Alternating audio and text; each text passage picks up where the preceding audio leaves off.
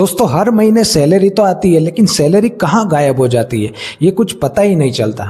आपकी सैलरी 25,000, 40,000 या फिर 1 लाख भी क्यों ना हो, लेकिन दोस्तों यहाँ पर प्रश्न ये नहीं है कि आपकी सैलरी कितनी है।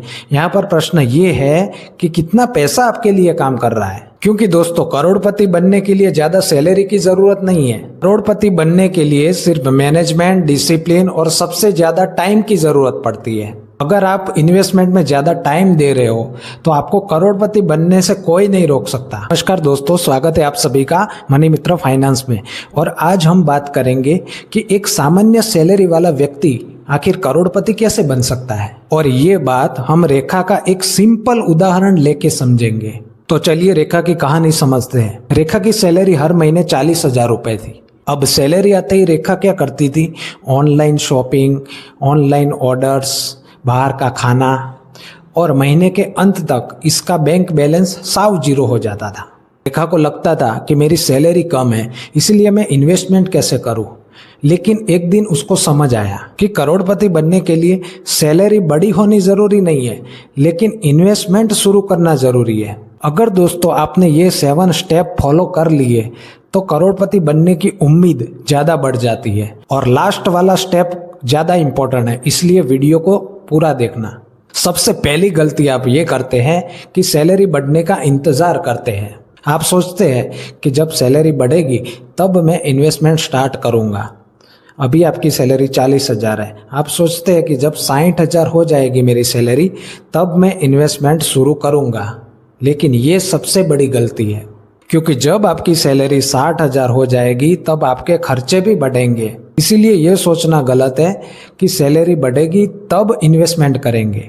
इसीलिए सैलरी बढ़ने का इंतजार नहीं करना है, इन्वेस्टमेंट जल्दी स्टार्ट कर देनी है। अब दूसरे रूल की बात करते हैं कि खुद को पे कीजिए। यानी रेखा ने अपने जीवन में एक रूल अपनाया। रेखा ने सैलरी आते ही सबसे पहले क्या किया? अपने फ्यूचर के लिए पैसा अलग कर दिया। यानी कि उसने हर महीने 8,000 की SIP शुरू कर दी और हर साल 10% से SIP बढ़ाती गई।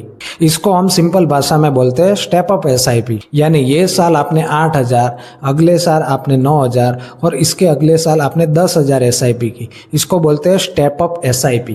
यानी कि आपको इन्वेस्टमेंट का पैसा धीरे धीरे हर साल बढ़ाना है। अब तीसरे रूल की बात करते हैं कि सेविंग नहीं, इन्वेस्टमेंट भी करो। अब यहाँ पर इम्पोर्टेंट बात यह है कि बैंक में पैसा रखना और वेल्थ क्रिएशन ये दोनों अलग अलग बातें हैं। क्योंकि बैंक अकाउंट में सारा पैसा रखने से वेल्थ क्रिएट नहीं होती, क्योंकि वेल्थ क्रिएशन के लिए इन्वेस्टमेंट जरूरी है। मान लीजिए कि दोस्तों एक व्यक्ति है जो हर महीने 10,000 इन्वेस्ट करता है। अगर उस व्यक्ति को हर साल 12% ब्याज मिलता है तो उसका टोटल इन्वेस्टमेंट 20 साल में होगा 24 लाख रुपए। और जब ये रकम कंपाउंडिंग होगी तो उसकी रकम तकरीबन 1 करोड़ के आसपास पहुंच सकती है। यही है कंपाउंडिंग का जादू। लेकिन दोस्तों 12% फिक्स रिटर्न नहीं है, क्योंकि SIP मार्केट लिंक्ड इन्वेस्टमेंट है। इसलिए मार्केट में उतार चढ़ाव होता रहता है। इसलिए इसे एक एग्जाम्पल समझिए, गारंटी नहीं। अब चौथी गलती के बारे में बात करते हैं जो रेखा ने हमेशा के लिए बंद कर दी। जैसे ही रेखा की सैलरी बढ़ती थी तो वो अपना खर्चा भी बढ़ा देती थी। जैसे 5,000 ज्यादा सैलरी बढ़ी तो शॉपिंग करना शुरू कर दिया। जब 10,000 बोनस मिला तो उसका नया एक मोबाइल खरीद लिया। अब वो क्या करती थी? जब सैलरी बढ़ती थी तो वो अपना इन्वेस्टमेंट भी बढ़ाती थी। यानी कि जब उसकी सैलरी बढ़ी तो उसने अपने इन्वेस्टमेंट का अमाउंट भी बढ़ा दिया। पहले वो 8,000 की SIP करती थी, अब वो 10,000 की SIP करने लगी। फिर अगले साल 12,000 और अगले साल 15,000। यानी उसकी सैलरी का हर इंक्रीमेंट एक वेल्थ बन रहा था। इसीलिए दोस्तों जब आपकी सैलरी बढ़े तो आपको अपनी SIP भी बढ़ानी है। मतलब आप जो भी इन्वेस्टमेंट करते हैं वो आपको बढ़ाना है हर साल। अब 5वां जो रूल है वो है इमरजेंसी फंड जरूर बनाइए। कई लोग सबसे बड़ी गलती करते हैं कि वो इमरजेंसी फंड नहीं बनाते।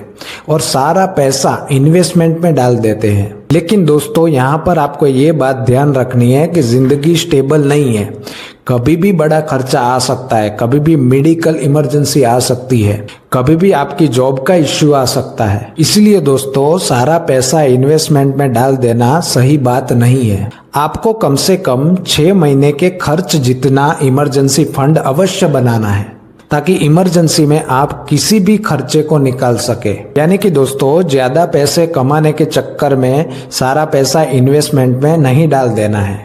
अब छठा पॉइंट है कि ईएमआई और क्रेडिट कार्ड के खर्चों को कंट्रोल कीजिए। रेखा अपने क्रेडिट कार्ड और ईएमआई के खर्चों को अभी बंद रखती है, यानी अभी उसकी सैलरी 40,000 है मंथली, तो अगर 15,000 ईएमआई में चले गए तो फिर इन्वेस्टमेंट के लिए ज़्यादा पैसा नहीं बचेगा, और जब पैसा ही नहीं बचेगा तो आप ज़्यादा वेल्थ क्रिएट नहीं कर पाएंगे, और जब आपका वेल्थ क्रिएट नहीं होगा तो भविष्य के खर्चे आप मैनेज नहीं कर पाएंगे। इसीलिए दोस्तों आपको क्रेडिट कार्ड और ईएमआई के खर्चों को ज़्यादा कंट्रोल करना है। अब दोस्तों 7वां और सबसे इम्पोर्टेंट पॉइंट, करोड़पति बनने का फॉर्मूला। करोड़पति बनने के लिए दोस्तों 3 चीजें सबसे इम्पोर्टेंट है, अमाउंट, टाइम और डिसिप्लिन। आपको बड़ी वेल्थ बनाने के लिए ज्यादा अमाउंट की जरूरत नहीं है, बस आप छोटे अमाउंट से शुरू कीजिए। यानी कि आप हर महीने 2,000, 5,000 या फिर 10,000 जो भी अमाउंट आप इन्वेस्ट कर सकते हैं उतना कीजिए।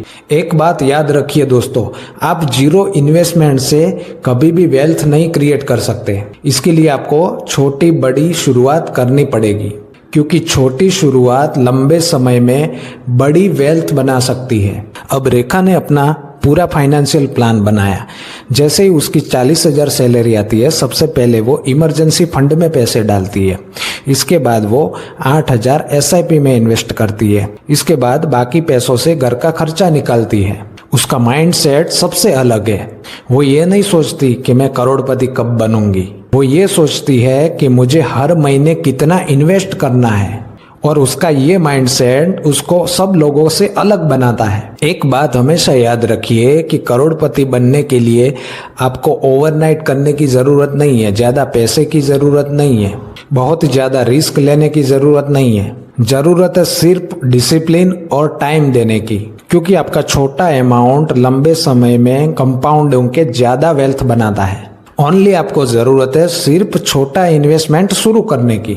अब दोस्तों फाइनल मैसेज की तरफ बढ़ते हैं। अगर आपकी सैलरी 30,000 है तो चिंता मत कीजिए। अगर आपकी सैलरी 40,000 है तो शुरुआत कीजिए। अगर आपकी सैलरी 1 लाख है तो ज्यादा खर्चे मत कीजिए, इन्वेस्टमेंट शुरू करिए। क्योंकि दोस्तों रिच दिखना और रिच बनना ये दोनों अलग अलग बातें हैं। एक महंगी कार आपको रिच जरूर दिखा सकती है, लेकिन एक छोटी सी एसआईपी आपको करोड़ों कमाने में ज्यादा मदद करती है। अगर दोस्तों आपको ये वीडियो पसंद आया तो मेरे वीडियो को लाइक कीजिए और अपने फ्रेंड सर्कल में इस वीडियो को ज्यादा से ज्यादा शेयर कीजिए। अगर मेरी चैनल पर नए हैं तो मनी मित्र फाइनेंस को जरूर सब्सक्राइब कीजिए। मिलते हैं एक नए वीडियो में, तब तक जय हिंद।